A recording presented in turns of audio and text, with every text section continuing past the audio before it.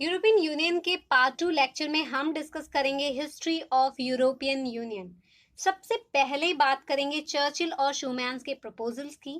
Next discuss करेंगे ECSC का जो European coal and steel community establish हुई। उसके बाद बात करेंगे EEC और EC, यूरोपियन इकोनॉमिक कम्युनिटी और यूरोपियन कम्युनिटी 1957 की। फिर बात करेंगे 1960 से लेकर 1969 के बीच में जो इकोनॉमिक ग्रोथ हुआ यूरोपियन यूनियन में, उसकी बात करेंगे। उसके बाद बात करेंगे कम्युनिटी ग्रोइंग पीरियड, जो यूरोपियन यूनियन में नए नए मेंबर्स ऐड हुए 1970 से लेकर के 1979 के बीच में।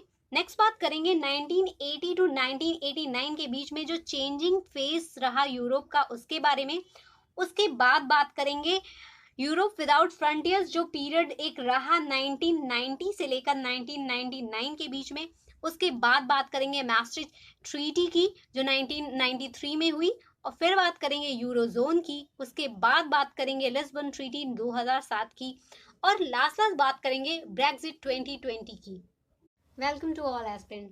एक नए लेक्चर वीडियो के साथ मैं हूँ श्रेया। आप इस लेक्चर की PDF आपको H2 एकेडमी के टेलीग्राम चैनल पे मिल जाएगी। टेलीग्राम चैनल का लिंक डिस्क्रिप्शन बॉक्स में दिया गया है। बात करेंगे यूरोपियन यूनियन की हिस्ट्री के बारे में। 1945 से 1959 के बीच में जो भी कॉन्सिक्वेंसेस होते हैं, अगर हम उनको देखें तो लगातार 2 वर्ल्ड वॉर्स के बाद जो होता है यूरोपियन यूनियन का सेटअप होता है, वो हमें देखने को मिलता है। और European Union as a new solution emerge होता है। जो भी कॉमन प्रॉब्लम्स होती हैं, ग्लोबल प्रॉब्लम्स होती हैं, उसमें जो भी यूरोपियन वर्ल्ड है उनके लिए एक सॉल्यूशन के रूप में यूरोपियन यूनियन का इमर्ज होता है। अगर हम बात करें यूरोपियन यूनिटी का कारण क्या कारण था कि यूरोपियंस को लगा कि हमें यूनाइटेड होके रहना चाहिए, तो सबसे पहली बात आती है कि जो भी सेकेंड वर्ल्ड वॉर के दौरान हुआ, यूरोप ने देखा जो उनका हार्डेस्ट टाइम चल रहा था, चाहे वो बात करे ह्यूमन या फिर बात करे इकोनॉमिक कैटास्ट्रोफी की। जो भी मानवीय और आर्थिक क्षति हुई, जो तबाही हुई, उसके कारण यूरोपियंस को लगा कि हमें यूनाइट होना चाहिए। दूसरे रीजन के रूप में देख सकते हैं हॉरर्स ऑफ वॉर, एक्सट्रीमिज्म, जो भी अतिवादिता देखने को मिलती है वर्ल्ड वॉर्स के दौरान। Holocaust emerged as ghost. क्या होता है कि होलोकॉस्ट का मतलब यहाँ हो रहा है कि जो भी डिजास्टर देखने को मिलते हैं वो डिजास्टर मैन मेड डिजास्टर हैं, पहली बात तो। और वो भी मुख्यतः क्या दिख रहे हैं, पहली बात तो मास मर्डर किया जा रहा है ज्यूज का। जब बात करेंगे जर्मन नाजीज की, तो जर्मन नाजीज रिजीम जो है उसके अंडर में वहाँ के जो ज्यूज हैं उनको सामूहिक रूप से स्लॉटर किया जा रहा है। तो इन सब के डर के कारण क्या हुआ कि यूरोपियन को लगा कि हमें यूनाइट होना चाहिए। इसके साथ ही जो भी एटॉमिक बॉम्बिंग्स थी, जो भी हिरोशिमा और नागासाकी में देखी जाती है, उससे भी लोग डरे हुए थे।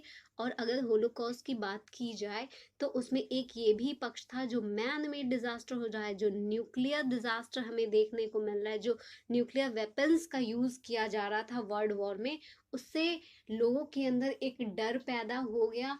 और यूरोपियन वर्ल्ड जो है, सबसे बचने के लिए उन्हें एक ही रास्ता दिखाई दिया कि हम यूनाइट हो जाएं। अगर हम यूनाइट हो जाएंगे तो दुनिया की कोई भी शक्ति से लड़ पाने में हम अपने आप को सक्षम बना पाएंगे। और साथ ही साथ ये अश्योरिटी हो जाएगी कि जो भी यूरोपियन कंट्रीज हैं, जो यूरोपियन यूनियन में इस यूनियन में शामिल होंगी, उन्हें एक दूसरे के साथ भी कोई खतरा नहीं होगा। ना तो उनको वैश्विक रूप से कोई खतरा होगा, ना तो अगर देखें क्षेत्रीय रूप से, अंतर्देशीय रूप से कोई खतरा होगा। और नेक्स्ट रीजन के रूप में देखते हैं कि एक डिजायर थी कि हम सबको इंश्योर कर सके कि वर्ल्ड वॉर जैसी घटना अब दोबारा कभी नहीं घटित होगी। ये इच्छा को भी एक मूर्त रूप दे सके, इसके लिए भी यूरोपियन यूनियन जैसी एक संगठन का एक बहुत ही महत्वपूर्ण भूमिका हो सकती है। नेक्स्ट अगर हम बात करें इसके अन्य कारणों में, तो दूसरे विश्व युद्ध के बाद most of the European countries जो हैं वो मेंटेन करने में असफल हो गए। जो भी उनका ग्रेट पावर स्टेटस था, जो भी उनका पावर स्टेटस था, एक तो वर्ल्ड वॉर में इतनी जन धन की हानि हुई कि वो लोग अब स्टेबल ही नहीं कर पा रहे थे जो भी उनका पास्ट में स्टेटस था उसको मेंटेन करने में। क्योंकि इस विश्व युद्ध के दौरान ही क्या हुआ, यूएसएसआर जो है एक बहुत ही मजबूत रूप में स्टैंड करता है। क्योंकि साथ ही एक महत्वपूर्ण कारण ये होता है कि जर्मनी जो है वो जर्मनी को डिवाइड कर दिया जाता है, जर्मनी का डिवाइडेशन हो जाता है। लेकिन ये डिवाइडेशन क्या है, वो यूरोपियन वर्ल्ड को थिंक करने के लिए पुश करता है कि हमें यूनाइट होना चाहिए, हम सबको एक साथ एकजुटता दिखानी चाहिए। और यूरोपियन यूनियन जैसा संगठन ही एक मंच प्रदान कर सकता है जहाँ पे यूरोपीय देश जो हैं वो एक साथ खड़े हों, एक साथ काम करें और एक दूसरे के हित में काम करें। नेक्स्ट बात करेंगे विंस्टन चर्चिल और रॉबर्ट शूमैन के प्रपोजल के बारे में। विंस्टन चर्चिल की बात करें तो ये यूके के प्राइम मिनिस्टर थे और इन्होंने एक कॉल की यूनाइटेड स्टेट्स ऑफ यूरोप के नाम से, जो कि बाद में काउंसिल ऑफ यूरोप के नाम से जाना गया, जिसको एस्टैब्लिश किया गया 1949 में। और ये एक पहला कोई पैन यूरोपियन ऑर्गेनाइजेशन बना जो काउंसिल ऑफ यूरोप था, और बाद में यही जाकर के यूरोपियन यूनियन के रूप में आता है। नेक्स्ट बात करेंगे फ्रेंच फॉरेन मिनिस्टर जो रॉबर्ट शूमैन है, उन्होंने एक प्रपोजल दिया 9 मई 1950, जिसको कि यूरोप डे के रूप में भी मनाया जाता है। और इसमें उन्होंने क्या किया कि एक इंटीग्रेटेड कोल और स्टील इंडस्ट्री जो है यूरोप की, उसके लिए एक कम्युनिटी बनाने के लिए, एक कम्युनिटी क्रिएट करने के लिए अपने प्रपोजल में बात कही। नेक्स्ट थोड़ी सी बात करेंगे European coal and steel community ECSC के बारे में, जिसका एस्टैब्लिशमेंट हुआ 1951 में। ये पहला स्टेप था EU के एस्टैब्लिशमेंट के लिए, यूरोपियन यूनियन के एस्टैब्लिशमेंट के लिए, जो ट्रिटी ऑफ पेरिस के साथ साथ एस्टैब्लिश हुआ। इसकी 6 फाउंडर कंट्रीज हैं, Belgium, France, western Germany, Italy, Luxembourg और नीदरलैंड्स। वेस्टर्न जर्मनी इसलिए क्योंकि उस टाइम जर्मनी जो है वो डिवाइडेड था। इन 6 कंट्रीज को इनर 6 के नाम से भी जाना जाता है।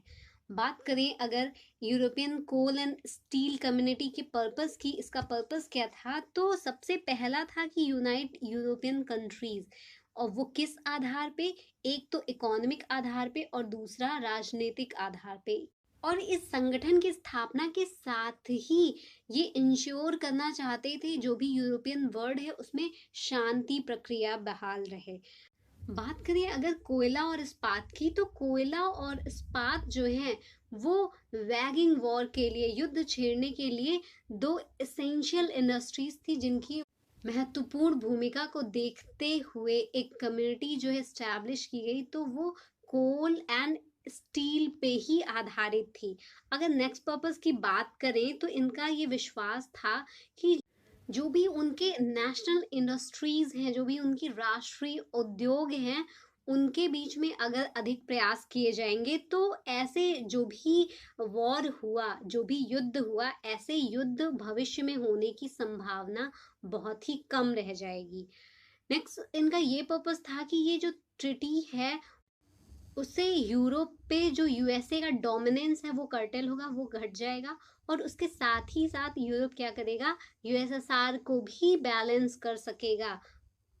इसी क्रम में नेक्स्ट बात करेंगे यूरोपियन इकोनॉमिक कम्युनिटी या यूरोपियन कम्युनिटी की। इसको स्टैब्लिश किया गया 1957 में। इसे ट्रीटी ऑफ रोम भी कहते हैं, रोम की संधि भी कहते हैं। और इसमें कंक्लूड किया गया उन इनर 6 कंट्रीज को जो कि फाउंडर मेंबर्स थी। इस 6 कंट्रीज में कौन कौन है जो अभी हमने पहले नाम लिया, तो उसमें कंट्रीज हैं Belgium, France, western Germany, Italy, Luxembourg और नीदरलैंड। तो ये 6 कंट्रीज जो हैं उनको कंक्लूड किया गया और इसको एस्टैब्लिश किया गया एज अ कस्टम यूनियन या कॉमन मार्केट के जैसे। इसके साथ ही एक और पैक्ट किया गया यूरोपियन एटॉमिक एनर्जी कम्युनिटी, ये संधि की गई जिसको कहा जाता है यूरेटम। तो ये जो कॉपरेशन था ये किस लिए था कि डेवलप कर सके न्यूक्लियर एनर्जी को, और इसी के लिए ये यूरेटम को साइन किया गया, इस पैक्ट को साइन किया गया। इस ट्रीटी में एक ये भी प्रावधान बनाया गया कि इसके तहत जो भी संगठन है उसका एक कॉमन कोर्ट होगा और एक असेंबली होगी। यूरोपियन कम्युनिटी के एस्टैब्लिशमेंट के बाद 1957 के बाद 1960 से 1969 का पीरियड जो हो है उसको इकोनॉमिक ग्रोथ के रूप में देखा जाएगा, और इसमें क्या होगा कि एक जॉइंट कंट्रोल होगा फूड प्रोडक्शन के ऊपर, जो कि जल्दी ही एग्रीकल्चरल सरप्लस के रूप में बदलता है और इससे उनको काफी लाभ देखने को मिलता है। नेक्स्ट बात करेंगे, इस ट्रीटी को ही ब्रसेल्स की ट्रीटी के साथ मर्ज कर दिया जाता है, और इस मर्जर के बाद क्या कॉन्सिक्वेंसेस होते हैं। इसका ये मर्जर का पहला एम होता है जो भी एग्जीक्यूटिव इंस्टीट्यूशंस हैं, European coal and steel community, atomic energy community और इकोनॉमिक कम्युनिटी जो है, इन सब का जो ये सारी इंस्टीट्यूशंस हैं इनको यूनिफाइड किया जाए, और इस मर्जर के रिगार्डिंग ही मॉडर्न यूरोपियन यूनियन जो है उसकी वास्तविक रूप में शुरुआत होती है। ये जो ट्रीटी का मर्जर है ये एक सिंगल काउंसिल और एक सिंगल कमीशन जो है यूरोपियन कम्युनिटीज के लिए स्टैब्लिश करती है। नेक्स्ट अगर ड्यूरेशन की बात करें 1970 टू 1979 कम्युनिटी ग्रोइंग पीरियड, ये जो पीरियड है उसको कम्युनिटी ग्रोइंग पीरियड के नाम से जाना जाएगा, और जो 1973 में तीन और देश जुड़ जाएंगे ईयू से, डेनमार्क, आयरलैंड और यूके जो हैं वो ज्वाइन कर लेंगे यूरोपियन यूनियन को। पहले सिर्फ 6 कंट्रीज थी जो 6 इनर कंट्रीज के रूप में थी, अभी 3 और कंट्रीज 1973 में डेनमार्क, आयरलैंड और यूनाइटेड किंगडम ज्वाइन करेंगे यूरोपियन यूनियन को। और ये जो टाइम होगा ये इसमें बहुत सारे क्राइसिस आएंगे यूरोप में, और 1973 का जो ऑयल क्राइसिस है वो भी क्राइसिस का सामना करना पड़ेगा यूरोप को। और इन सब के साथ ही इसी पीरियड के दौरान क्या होगा कि यूरोपियन पार्लियामेंट जो है वो अपना प्रभाव यूरोपियन यूनियन के अंदर यूरोपियन यूनियन के मामलों में बढ़ाना शुरू कर देगा, और 1979 में पहली बार यूरोपियन यूनियन के अंदर यूरोपियन पार्लियामेंट जो है उनमें डायरेक्ट इलेक्शंस होंगे, जिसमें कि ईयू के जो सिटीजन्स हैं वो इसमें मेंबर्स को चुनने के लिए डायरेक्ट पार्टिसिपेट करेंगे। 1980 से 1989 के बीच का जो पीरियड होगा वो होगा चेंजिंग फेस ऑफ यूरोप। इस सिंगल यूरोपियन एक्ट जो है ये ट्रीटी जो है वो प्रोवाइड करेगी एक 6 ईयर प्रोग्राम जो कि बेस्ड होगा सिंगल मार्केट के ऊपर। इसमें जो भी प्रॉब्लम्स हैं यूरोपियन वर्ल्ड के अंदर उस प्रॉब्लम्स को शॉर्ट आउट किया जाएगा, और फ्री फ्लो होगा ट्रेड का पूरे यूरोपियन यूनियन के अंदर। जितनी भी कंट्रीज आएंगी उनमें बॉर्डरलेस ट्रेड होगा, और ये क्रिएट करेगा एक सिंगल मार्केट को पूरे यूरोपियन यूनियन कंट्रीज के बीच में। 9 नवंबर 1989 जो है वो उस दिन क्या होगा कि बर्लिन की वॉल जो है, जो बर्लिन की वॉल है जिससे ईस्टर्न जर्मनी और वेस्टर्न जर्मनी को डिवाइड किया गया है उसको पुल डाउन किया जाएगा, और ये जो बॉर्डर बनाया गया था जर्मनी के बीच में ईस्ट और वेस्ट जर्मनी का वो खुल जाएगा। और इसके साथ ही यूरोप में यूनिफिकेशन की जो प्रोसेसेस थी वो और तीव्र हो जाएंगी और प्रगाढ़ हो जाएंगी। नेक्स्ट बात करेंगे 1990 से 1999 के बीच का जो पीरियड है यूरोप विदाउट फ्रंटियर्स के रूप में जाना है, जिसमें कि सबसे पहली जो मेजर घटना होगी वो होगी कोलैप्स ऑफ कम्युनिज्म। कम्युनिज्म के कोलैप्स के साथ साथ ही जो सेंट्रल और ईस्टर्न यूरोप है उसमें और भी क्लोजर रिलेशन होगा यूरोपियन लोगों के बीच में, और 1993 का जो सिंगल मार्केट है उसको कंप्लीट किया जाएगा, जो भी 4 फ्रीडम्स है यूरोपियन यूनियन के, जिसमें कि है movement of goods, services, people and money. Next एक मेजर घटना होगी ट्रीटी ऑफ मास्ट्रिच, इसमें क्या होगा कि ये पहली बात तो ये 1991 में साइन की जाएगी, जिसको इम्प्लीमेंट किया जाएगा 1993 से। और ये जो ट्रीटी है वो रिफर करेगी यूरोपियन यूनियन जो है उसके पिलर स्ट्रक्चर को, जिसमें कि यूरोपियन इकोनॉमिक कम्युनिटी जो है EEC अब बन जाएगा यूरोपियन यूनियन EU। बात करें अगर मैस्ट्रिक्ट ट्रीटी की, तो ये 3 पिलर्स जो यूरोपियन यूनियन के स्टैब्लिश करता है, उसमें पहला जो है सुप्रामेंटल पिलर जो कि क्रिएट करता है यूरोपियन कम्युनिटीज की, जो 3 मेजर यूरोपियन कम्युनिटीज हैं। एक तो यूरोपियन इकोनॉमिक कम्युनिटी, दूसरा European coal and steel community और तीसरा यूरोपियन एटॉमिक एनर्जी कम्युनिटी। इन तीनों के बीच में क्रिएट होता है। और ये जो पहला पिलर है EU का, सुप्रा नेशनल इंस्टीट्यूशंस, इसमें एक कमीशन बनेगा, एक यूरोपियन पार्लियामेंट और एक यूरोपियन कोर्ट ऑफ जस्टिस होगी, जिसके पावर का ही इन्फ्लुएंस होगा पूरे यूरोपियन यूनियन के अंदर। बात करें अगर दूसरे पिलर की, तो इसमें common foreign and security policy, जो common foreign and security policy होगी पूरे यूरोपियन यूनियन मेंबर्स कंट्रीज जो होंगी उन सबके लिए सेम होगी। और थर्ड जो है वो है justice and home affairs, JHA। Next बात करेंगे 2 और एसेंशियल पिलर्स की, जो कि इंट्रा गवर्नमेंटल होंगे नेचर में, और इनके डिसीजंस जो होंगे एक कम्युनिटी के द्वारा बनाई जाएगी, और इसके जो मेंबर्स होंगे वो इन्हीं के पॉलिटिशियंस या ऑफिशियल्स होंगे। नेक्स्ट बात करेंगे शेंगन एग्रीमेंट की, जो ये सुनिश्चित करता है कि जो भी यूरोपियन यूनियन के लोग हैं वो इस एग्रीमेंट के आधार पर जो भी इस एरिया में कन्फाइन करेंगे वो बिना किसी पासपोर्ट के ही मूवमेंट कर सकेंगे। ये एग्रीमेंट जो है, शेंगन एग्रीमेंट जो है, वो अबॉलिश करती है किसी भी इंटरनल बॉर्डर को। अगर हम मैप में देखें तो शेंगन एरिया है वो डार्क ब्लू शेड में दिखाया गया है, और जो शेंगन एरिया नहीं है लेकिन यूरोपियन यूनियन में शामिल है, वो सबसे लाइट कलर में शो किया गया है ये सारी कंट्रीज। और बाकी जो बीच का शेड है, जो थोड़ा सा डार्क है थोड़ा सा लाइट, वो शेंगन एरिया तो है लेकिन वो EU में शामिल नहीं है। अगर हम देखें यहाँ बीच में हमें स्विट्जरलैंड देखने को मिल जाएगा, ऊपर में नॉर्वे देखने को मिल जाएगा और इधर आइसलैंड देखने को मिल जाएगा। और अगर ये बात करें कि EU में शामिल है लेकिन शेंगन में शामिल नहीं है, तो उसमें कौन कौन से एरिया मिलेंगे, उसमें ये एरिया मिलेगा आयरलैंड का, और इधर एरिया मिलेगा क्रोएशिया का, बुल्गारिया का, रोमानिया का और साइप्रस का। नेक्स्ट हम देखते हैं कि 2000 से 2009 के बीच में क्या होता है, कि सन 2002 में होता ये है कि जो यूरो के बैंक नोट और कॉइन्स हैं वो नेशनल करेंसीज को, 12 देश के नेशनल करेंसीज को रिप्लेस कर देते हैं। और इसी के दौरान क्या होगा, यूरो जोन जो है वो इंक्रीज हो जाएगा 19 कंट्रीज में। 19 कंट्रीज जो है यूरोपियन यूनियन की, ये यूरो जोन के अंदर शामिल हो जाएंगी। बात करें अगर इस 19 यूरो जोन कंट्रीज की, जो कि एक सिंगल करेंसी को फॉलो करती हैं, तो यूरो जोन में जो आती हैं वो कलर है लाइट ब्लू। लाइट ब्लू में है, ये देखिए, Portugal, Spain, France, Italy, Germany, और इधर है Netherland, Belgium, Ireland, Finland, Estonia, Latvia, Lithuania, और इधर है स्लोवाकिया, ऑस्ट्रिया, स्लोवेनिया और ग्रीस।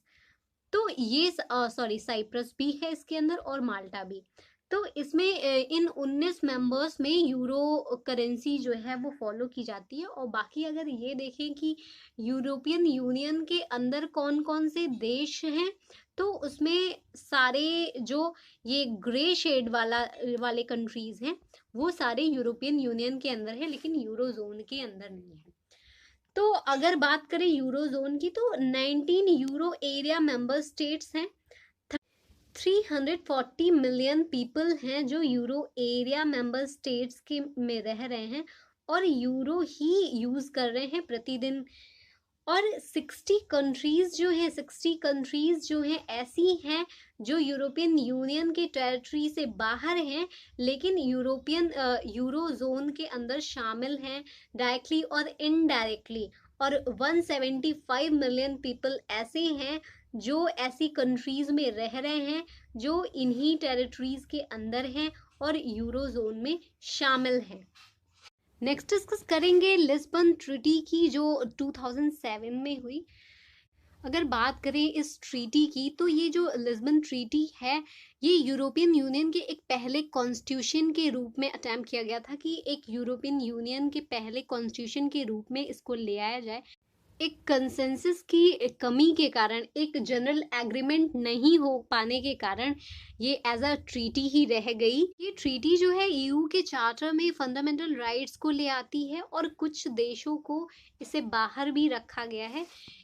इसके द्वारा यूरोपियन यूनियन के कुछ नए ऑब्जेक्टिव्स को इंट्रोड्यूस किया गया जिसमें कि common energy policy, strategy on fighting global warming, fair and competitive trade policy and और साथ ही साथ जो भी सुरक्षा और डिजास्टर से रिलेटेड इश्यूज हैं उसके लिए पूरे ईयू में सॉलिडेरिटी दिखाने की ज़रूरत है, एकजुटता दिखाने की ज़रूरत है और हम असिस्ट करेंगे, जो भी असिस्टेंस होगा उसको देंगे। जो भी मेंबर स्टेट्स विक्टिम्स हैं, जो भी विक्टिम्स हैं उनको, उनके साथ कोई भी इस प्रकार का अन्याय न होने पाए और इसमें कॉमन जो पार्टनरशिप है, इक्वल राइट्स हैं उनको प्रोवाइड कराया जाएगा और इन्हीं सारे उद्देश्यों को इंट्रोड्यूस करती है ये ट्रीटी। ये ट्रीटी जो है वो जो भी इलेक्शंस होते हैं यूरोपियन यूनियन के, जो भी प्रेसिडेंट के इलेक्शन होते हैं जिनका टर्म 2.5 साल का होता है, इन्हें भी इलेक्ट कराने का काम करती है और साथ ही साथ एक हाई रिप्रेजेंटेटिव और फॉरेन अफेयर्स और सिक्योरिटी पॉलिसी के लिए जो पोस्ट होती है उसके लिए भी ये इलेक्शन इनॉग्रेट कराने का प्रावधान करती है।